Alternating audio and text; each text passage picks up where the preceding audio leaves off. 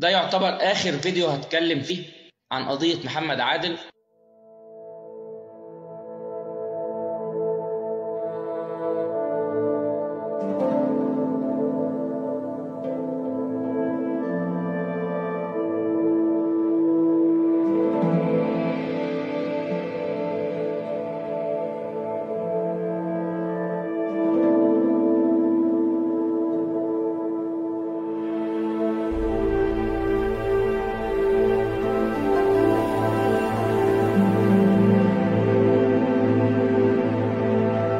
عن تنفيذ حكم الإعدام في محمد عادل. أنا عايز أقول إن الكلام ده ما حصلش، الكلام ده ملوش أي أساس من الصحة.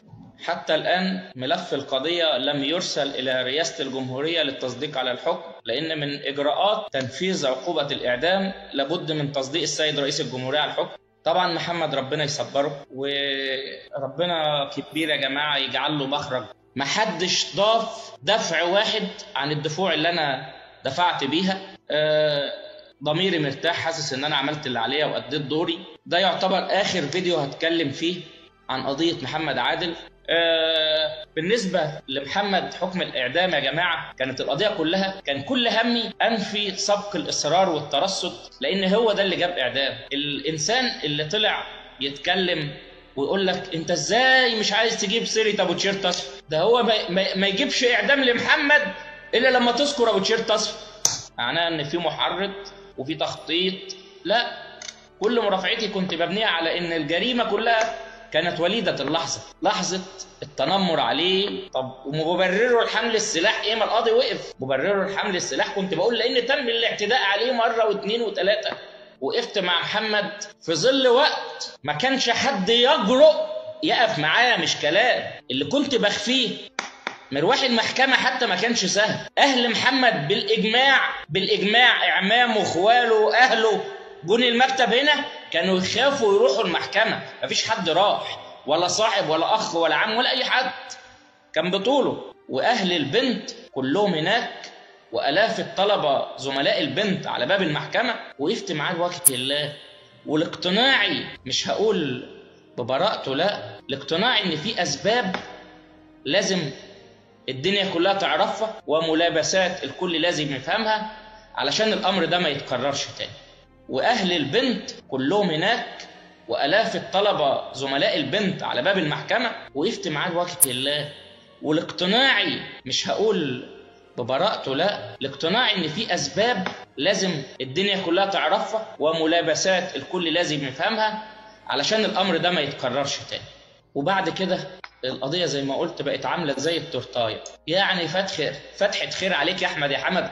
يجي لك قضايا من القاهرة ومن اسكندرية ومن الصعيد، تمسك قضية الطيار مصطفى السد العالي بعد كده، وأسرته، ربنا كرمك في شغل كتير، وعسى أن تكرهوا شيئا وهو خير لكم. في ظل إن بعد كده لقيت القضية بقت عاملة زي التورتاية، كل حد من بعيد عايز يخش. أنا عايز أبقى المحامي أنا كمان، أنا عايز أخش أنا أبقى المحامي أنا كمان. المهم أنا يهمني المصلحة. سكت وسبت الدنيا تدار كما تدار، يعني تمشي زي ما تمشي، ومتعشم في ربنا ان حد يضيف جديد والله وينقذ الولد في حاجه. اما انا اللي طلع اللي بقوله لكم ده حصل والله، يشهد ربي. انا تليفوناتي استاذ فريد الديب كان بيطلبني دايما على 012. موبايل السامسونج ده فيه برنامج بيسجل لوحده، فمن ضمن المكالمه بقول له الاستاذ فلان منزل صوره توكيل، وقال لي ده يا ابني راح لمحمد هناك وعمل طلب، وقال لهم انا شغال في مكتب الاستاذ فريد بصوته، انا شغال في مكتب الاستاذ فريد وانا محامي في مكتبه، وهو اصلا يعني عشان الواد يعمل له توكيل. طيب سكت وما رضيتش احارب حد، بس جه الوقت اللي عرفكم يعني ان كله بقى ينط على القضيه. طيب ضافوا شيء؟ لا ما ضافوش شيء. اما انا مش عشان تركب الترند تقول لا ده هيطلع من حبل المشنقه مش هيحصل، ما تكذبش على الناس. ده انا اول يوم وامه تطلع تكذبني قاعده في مكتبي هنا على الكرسي اللي جنبي ده، قلت لها احنا هنسمع حكم الاعدام من محكمه جنايه المنصوره، ولكن النقض عشمنا في ربنا انه يتخف. عيطت وبكت واسالوها. ولما رحت قبل القاضي ما ينطق دخلت على محمد في القفص، قلت له يا محمد اللي هتسمعه ده، وطلعت صرحت بيه على جميع القنوات. مش نهايه المطاف ولكن ده من الضروري ان يحصل. قضيه مكتمله الارقام، قتل عمد ومع سبق الإصرار والترصد وحيازة السلاح من مدة اعترف بها. يعني القضية في تفاصيلها كده ملهاش حل غير الإعدام، إلا لو حاولنا نبرر حمله السلاح إنه كان بغرض الدفاع، وإن الواقعة كانت وليدة اللحظة فعلا وحصل مشادة في وسيلة المواصلات في الأتوبيس، وعملنا اللي علينا. في وقت ما كانش حد بيقول للناس السلام عليكم، دلوقتي بقوا الناس يا عيني الناس كلها عايزة تجري تسلم عليهم. ليه؟ اللي يسلم عليه ما يشتهر، اللي يسلم عليه ما يركب الترند. كان كل أملي من البداية برضو إن محمد يتعرض على الطب الشرعي ويشوفوا مدى حالته وسلامة قواه العقلية واتزانه النفسي.